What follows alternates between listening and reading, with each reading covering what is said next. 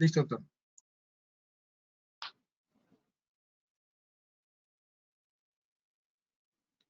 ¿Empiezo?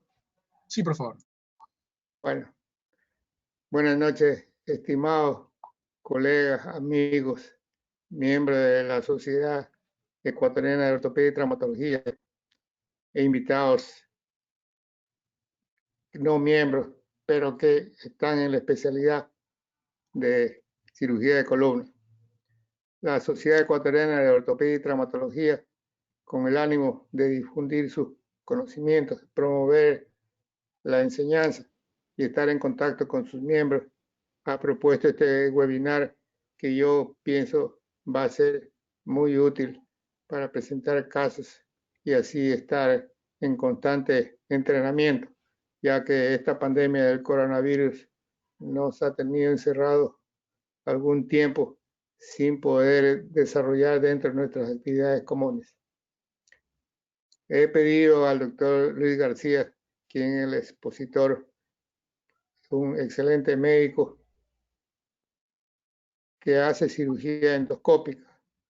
La cirugía endoscópica hay que resaltarla porque es la cirugía actualizada, moderna, la cirugía que se puede hacer en esta fase de coronavirus porque es mínimo invasivo y porque puede ser realizada con anestesia, lo cual mejora los resultados y tiene menos riesgo.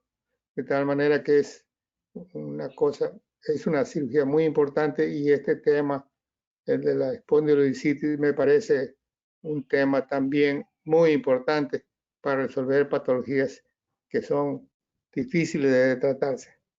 El doctor García es miembro de la Sociedad Interamericana de Cirugía de Columna Vertebral Mínimo Invasiva. El tema que presentará es el de espondilodicitis en un enfoque con cirugía endoscópica. Con ustedes, el doctor Luis García. Buenas noches, estimados colegas, amigos. Sean bienvenidos.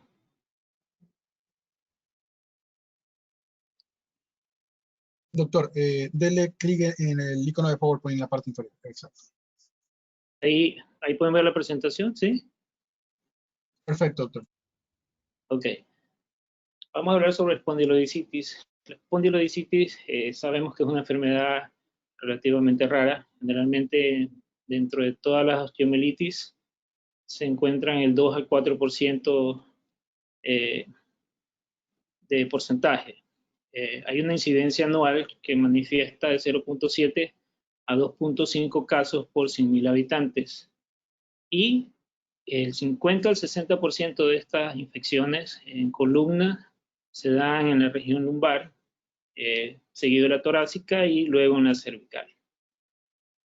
Un enfoque endoscópico para esta patología, esta técnica, la endoscopía, se vuelve una herramienta más para tratar estas enfermedades. Al ser mínimamente invasiva, ofrece muchas ventajas. Generalmente ya estas cirugías están cerca de 40 años ya a nivel mundial y tratando enfermedades infecciosas cerca de 20 años aproximadamente.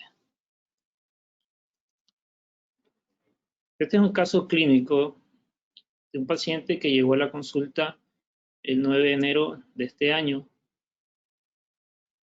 sexo masculino de 71 años, con un antecedente patológico personal de una poliomielitis, tiene una gran atrofia de miembro inferior izquierdo, pero él sin embargo usaba una ortesis y un apoyo con un bastón de un punto y podía caminar.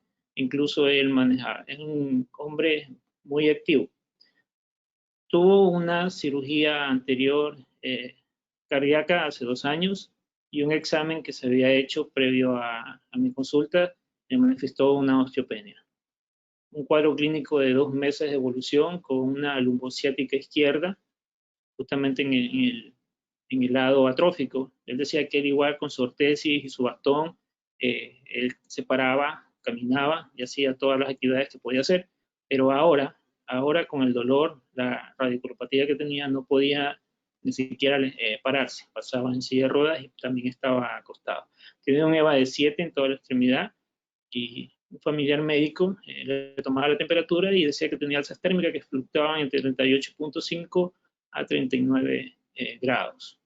Al examen físico, la atrofia de miembro inferior izquierdo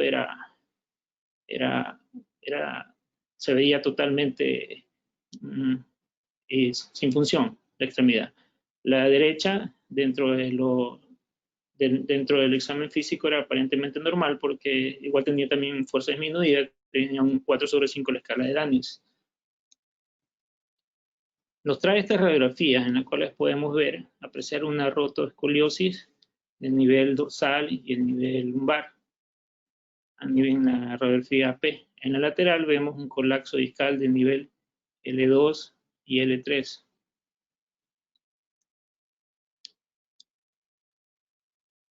También nos trae, perdón, ¿cómo reproducir el video aquí? Seleccione el fondo y póngale play. ¿Selecciono qué? Ahí haga clic y póngale play. No, sale la otra diapositiva. Bueno, en el examen de resonancia magnética vemos una hiperintensidad en el espacio discal L2, L3, ¿sí? Y necesito ver el video, voy a tener que... Pantalla completa y póngale play al video directamente. Ahí. verlo así nomás, porque no, Sí. no puedo poner el video. Vimos la imagen en 3 proyecciones en busca de que la infección del disco no se haya propagado a la parte paravertebral o la parte de los músculos lumbares y que sea solamente una discitis franca, ¿no? Vemos en la compresión del receso lateral del lado derecho, pues, posiblemente por el tejido infectado, por la destrucción del disco y tal vez por algo del cuerpo vertebral. Hasta aquí nosotros sabemos que el tratamiento, el manejo de una discitis es conservador, siempre y cuando el tratamiento antibiótico alivia al paciente, el cuadro empiece a remitir y obviamente el dolor vaya desapareciendo poco a poco y no aumenten los síntomas. Este examen de laboratorio nos trajo el día que vino a la consulta. Doctor, ya puede poner. Y es importante revisar en una enfermedad de columna los reactantes de fase aguda, como son la eritrosedimentación y lo que es la proteína C reactiva. Nos trajo este examen con una proteína C reactiva, si la puedo señalar aquí, con parámetros relativamente normales, por lo que se decidió mantenerlo con un tratamiento conservador. Aparte de esto, la hija, que era médico, ya le había dado un tratamiento empírico con antibióticos aprobado por un especialista en infectología.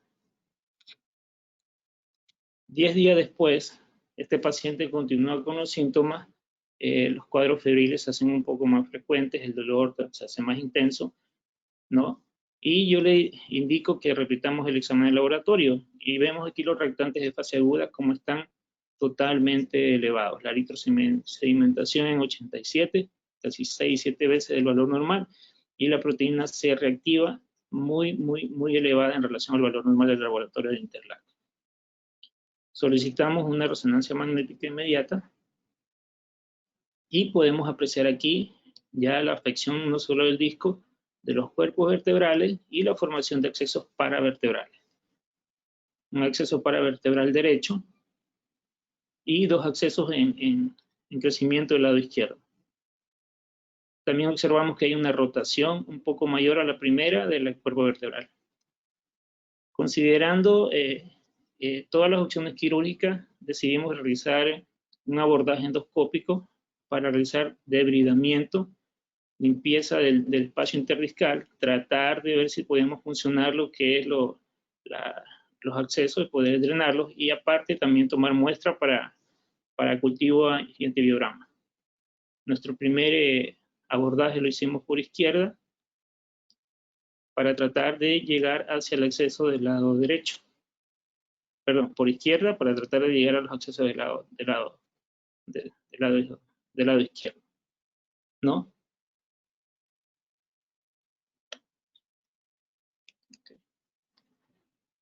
Antes de esto propusimos al paciente los diferentes tratamientos quirúrgicos que habían. Él generalmente quería evitar la cirugía, no aceptaba una cirugía abierta.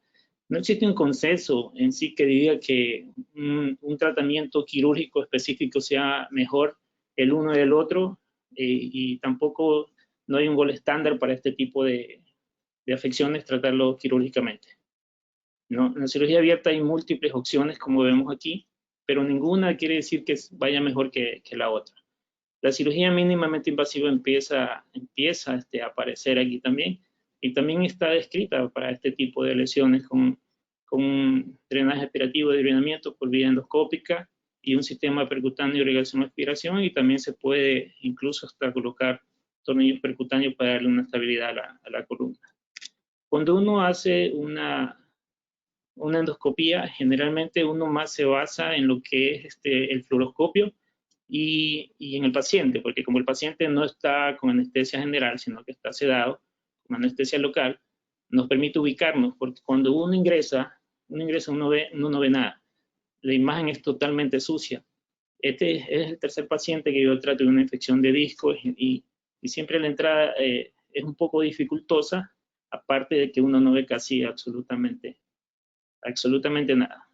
Poco a poco se va visualizando y uno más se relaciona paciente fluoroscopio y retira los fragmentos que están interpuestos, los fragmentos que están infectados. Como hicimos lo que es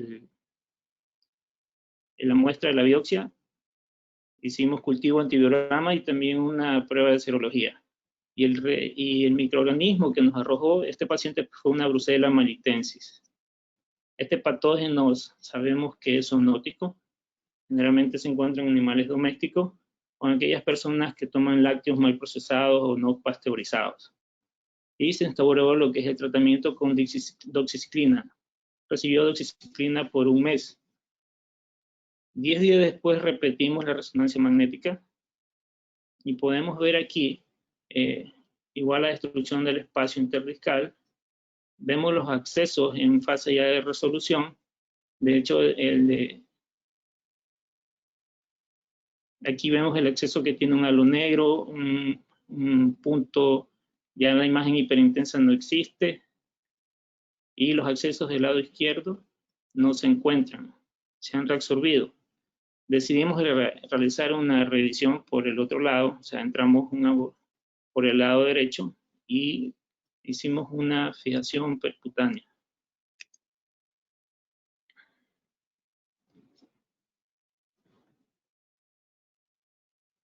Aquí tenemos nuestro endoscopio, estamos con los grapples retirando fragmentos.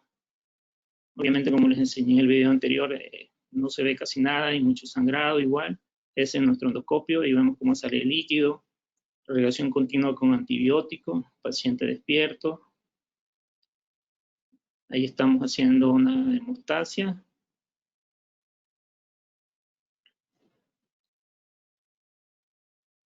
Esos son los diferentes instrumentales, las cánulas que usamos para acceder. Y posteriormente realizamos una fijación percutánea. Colocamos un tornillo pedicular a nivel del E4 y uno a nivel del E1. Puenteamos el sitio del foco infeccioso. Aquí vemos cómo se corrige la rotoescoliosis, se corrigió un poco. Pudimos colocar de una manera aceptable los tornillos, ya que nos preocupaba esa rotoescoliosis para colocar el tornillo a nivel percutáneo es mucho más complejo. Así fue como quedó la fijación.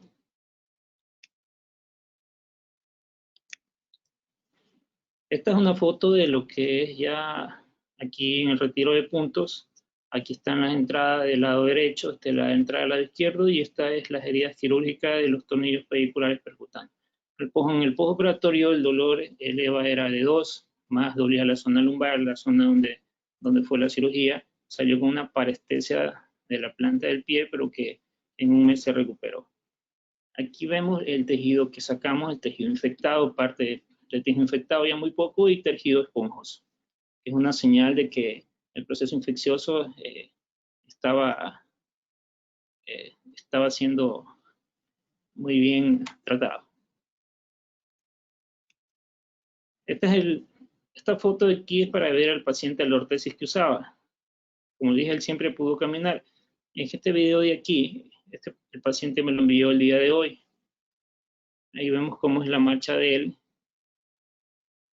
Siempre ha caminado con bastones. La ortesis la estaba usando hace 2 años recién. Aquí carga la ortesis por dentro y siempre se apoya con los bastones. Incluso hasta puede subir las escaleras.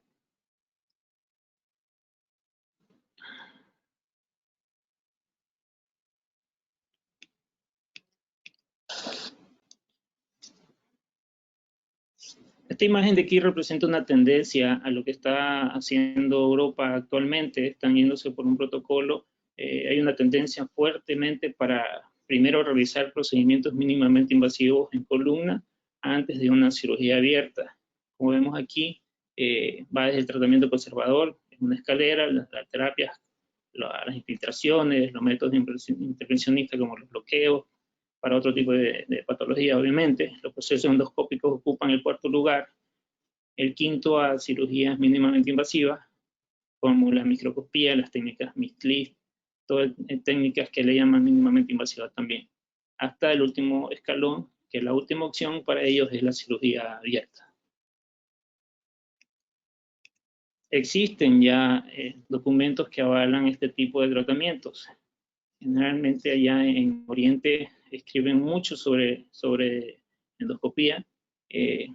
Hay ya algunos papers sobre espondilodicitis con resultados muy buenos de los pacientes. Obviamente no todos son candidatos para hacer por vía endoscópica. Hay unos que sí han tenido que realizar una cirugía abierta. No a todos les va bien, posiblemente por las enfermedades concomitantes que tienen los pacientes o también el estado de gravedad que ya tenga el cuadro. Entonces, en literatura existe para este tipo de tratamientos que se coloca como una herramienta más ahora ya para resolver o tratar una enfermedad infecciosa. Ese es mi aporte. Yo les agradezco. No es una charla tan larga, para no aburrirlos. Muchas gracias por haberme escuchado. Quisiera alguna pregunta de los asistentes al webinar. Doctor, no tenemos preguntas en el sistema. Bueno, voy a hacer un pequeño comentario.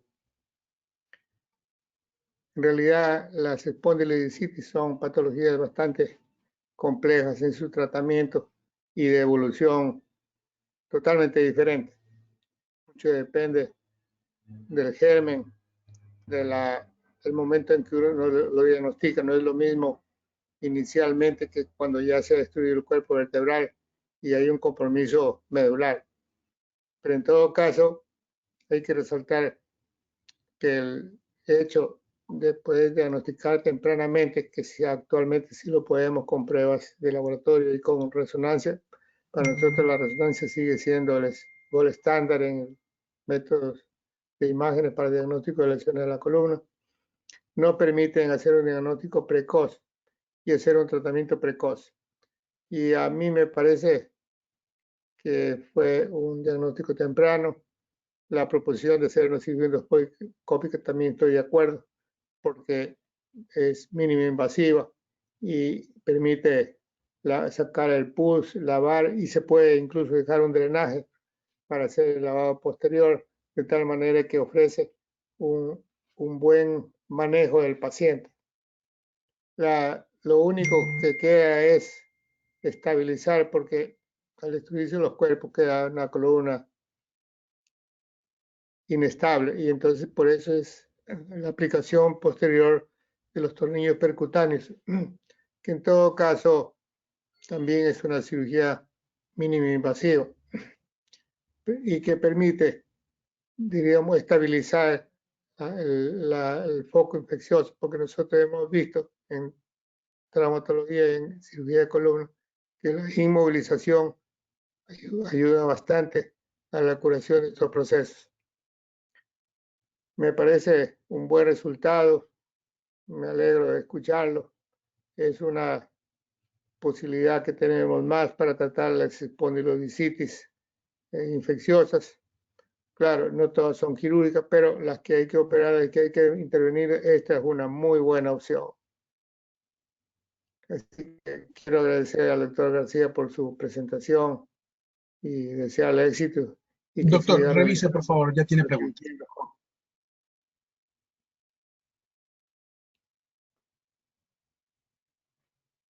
En el grupo. ¿Alguna otra acotación, pregunta? Y dice, buenas tardes, usted usa como parte del protocolo de diagnóstico el uso de electromiografía o neurofisiológicos. En infecciones no, y en este paciente mucho menos, porque como veíamos tenía una poliomielitis y la extremidad que tenía atrófica era la izquierda y era justamente la que le dolía mucho y la que no podía apoyar. Entonces yo no consideré hacerle una electromiografía a una extremidad que generalmente tiene muy poca irrigación nerviosa, ¿no? Tiene muy poca, tendría muy poco uso la electromiografía en sí en este paciente. La segunda que dice qué porcentaje de sensibilidad y especificidad tiene una resonancia magnética y de esta qué ponderación es la más importante para el diagnóstico.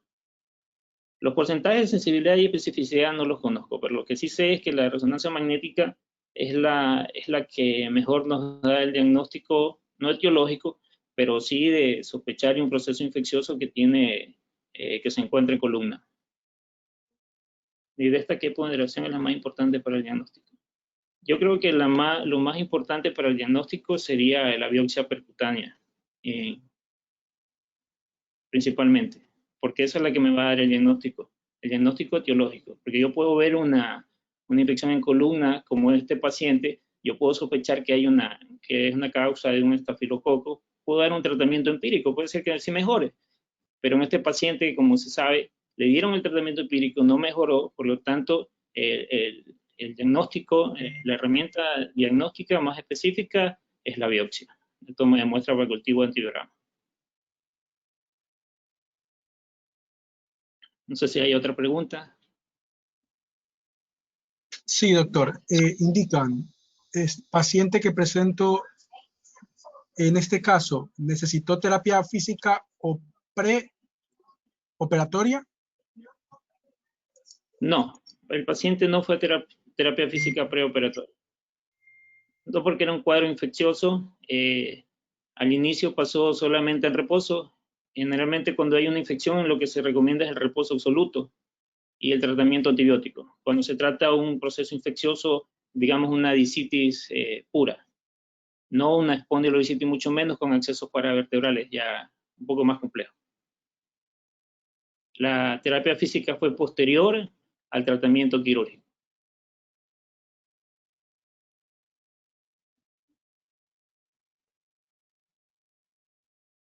Doctor Carrión, estamos a sus órdenes. Bueno, vista que no hay más preguntas, vuelvo a agradecer al doctor Luis García. Espero seguir haciendo webinar y teniendo todos los miembros de la CEA en el computador, y invito a seguir presentando casos y a discutir.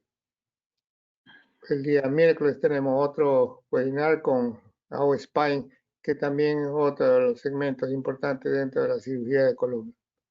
Gracias a todos ustedes y les deseo muy buenas noches. Buenas noches. Muchas gracias.